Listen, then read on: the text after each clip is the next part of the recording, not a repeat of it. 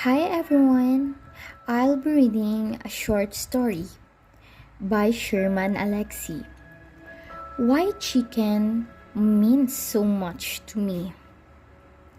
It may seem like an empty stomach is the worst thing about being poor, but for Junior, it's not being able to save his best friend. Okay, so now you know that I'm a cartoonist, and I think I'm pretty good at it too. But no matter how good I am, my cartoons will never take the place of food or money. I wish I could draw a peanut butter and a jelly sandwich, or a fistful of $20 bills, and perform some magic trick and make it real. But I can't do that. Nobody can do that, not even the hungriest magician in the world. I wish I were magical, but I am really just a poorest reservation kid living with his poorest family on the poorest spoken Indian reservation. Do you know the worst thing about being poor? Oh, maybe you've done the math in your head and figure. Poverty is equals to empty refrigerator plus empty stomach. And sure, sometimes my family misses a meal, and sleep is the only thing we have for dinner. But I know that sooner or later, my parents will come bursting through the door with a bucket of Kentucky Fried Chicken, original recipe. And hey, in a weird way, being hungry makes food taste better. There is nothing better than a chicken leg when you haven't eaten for approximately 18 and a half hours. And believe me, a good piece of chicken can make anybody believe in the existence of God. So hunger is not the worst about being poor. And now I'm sure you're asking, okay, Mr. Hunger Artist, Mr. Mouthful of Words, Mr. Woe is Me, Mr. Secret Recipe, what is the worst thing about being poor? Okay, I'll tell you the worst thing. Last week, my best friend Oscar got really sick.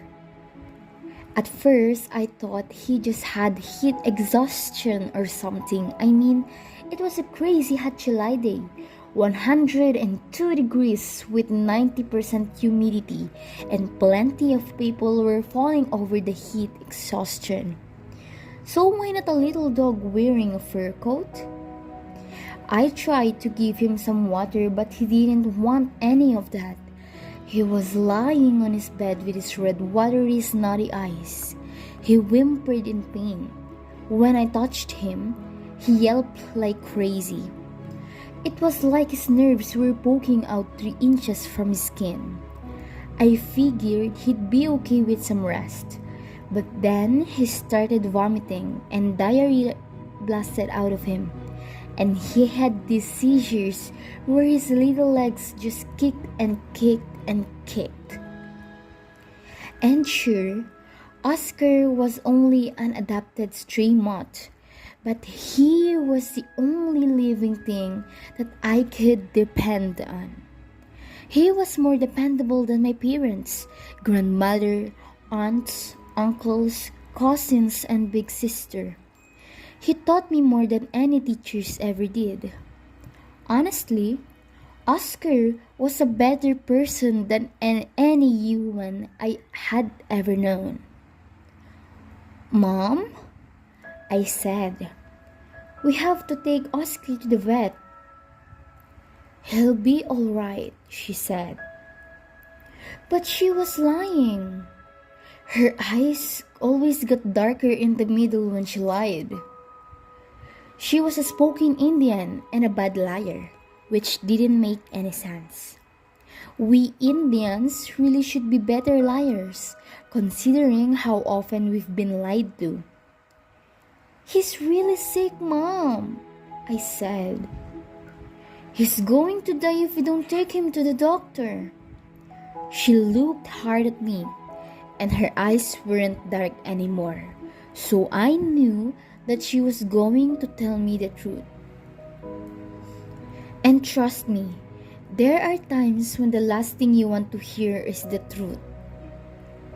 Junior, sweetheart, Mom said, I'm sorry, but we don't have any money for Oscar.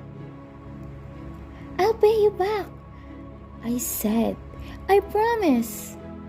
Honey, it'll cost hundreds of dollars, maybe 1,000. I'll pay back the doctor. I'll get a job. Mom smiled, all said, and hugged me hard. Jeez, how stupid was I? What kind of job can a reservation Indian boy could get? I was too young to deal blackjack at the casino. There were only about 15 green grass lawns on the reservation, and none of their owners outsourced the moving jobs. And the only paper route was owned by a tribal elder named Wally, and he had to deliver only 50 papers, so his job was more like a hobby. There was nothing I could do to save Oscar. Nothing. So I laid down on the floor beside him and pat his head and whispered his name for hours. Then Dad came home from wherever and had one of those long talks with Mom. And they decided something without me. And then Dad pulled down his rifle and bullets from the closet. Junior, he said, carry Oscar outside. No, I screamed. He's suffering, Dad said. We have to help him. You can't do it, I shouted. I wanted to punch my dad in the face. I wanted to punch him in the nose and make him bleed. I want to punch him in the eye and make him blind. I want to kick him in the balls and make him pass out. I was hot mad, volcano mad, tsunami mad. Dad just looked down at me with the saddest look in his eyes. He was crying. He looked weak. I wanted to hate him for his weakness. I wanted to hate Dad and Mom for our poverty. I wanted to blame them for my sick dog and for all the other sickness in the world. But I can't blame my parents for our poverty, because my mother and father are the twin suns around which I orbit, and my world would explode without them. And it's not like my mother and father were born into wealth. It's not like they gambled away their family fortunes. My parents came from the poor people who came from the poor people who came from the poor people, all the way back to the very first poor people. Adam and Eve covered the privates with fig leaves. The first Indians covered the privates with their tiny hands. Seriously, I know my mother and father had their dreams when they were kids.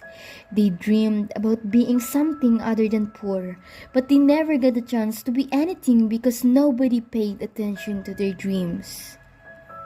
Given the chance, my mother would have gone to college. She still reads books like crazy. She buys them by the pound. And she remembers everything she reads. She can recite whole pages by memory. She's a human tape recorder. Really, my mom can read newspaper in 15 minutes and tell me baseball scores, the location of every war, the latest guy to win in the lottery, and the high temperature in Des Moines, Iowa. Given the chance, my father would have been a musician. When he gets drunk, he sings old country songs and blues too. And he sounds good, like a pro. Like he should be on the radio. He plays the guitar and the piano a little bit. And he has this old saxophone from high school that he keeps all clean and shiny, like he's going to join a band at any moment. But we, reservation Indians, don't get to realize our dreams. We don't get those chances or choices. We're just poor. That's all we are. It sucks to be poor, and it sucks to feel that you somehow deserve to be poor. You start believing that you're poor because you're stupid and ugly. And then, you start believing that you're stupid and ugly because you're Indian. And because you're Indian, you start believing you're destined to be poor. It's an ugly circle, and there's nothing you can do about it. Poverty doesn't give you strength or teach you lessons about perseverance. No, poverty only teaches you how to be poor. So, poor and small and weak, I picked up Oscar. He licked my face because he loved and trusted me. And I carried him out to the lawn, and I laid him down beneath our green apple tree. "I love you, Oscar," I said. He looked at me, and I swear to you that he understood what was happening. He knew what that was going to do, but Oscar wasn't scared. He was relieved, but not me. I ran away from me there as fast as I could. I wanted to run faster than the speed of sound, but nobody, no matter how much pain they're in, can run that fast. So I heard the boom of my father's rifle when he shot my best friend. A bullet only cost about 2 cents, and anybody can afford that. That's it. Why chicken means so much to me. By Sherman Alexie.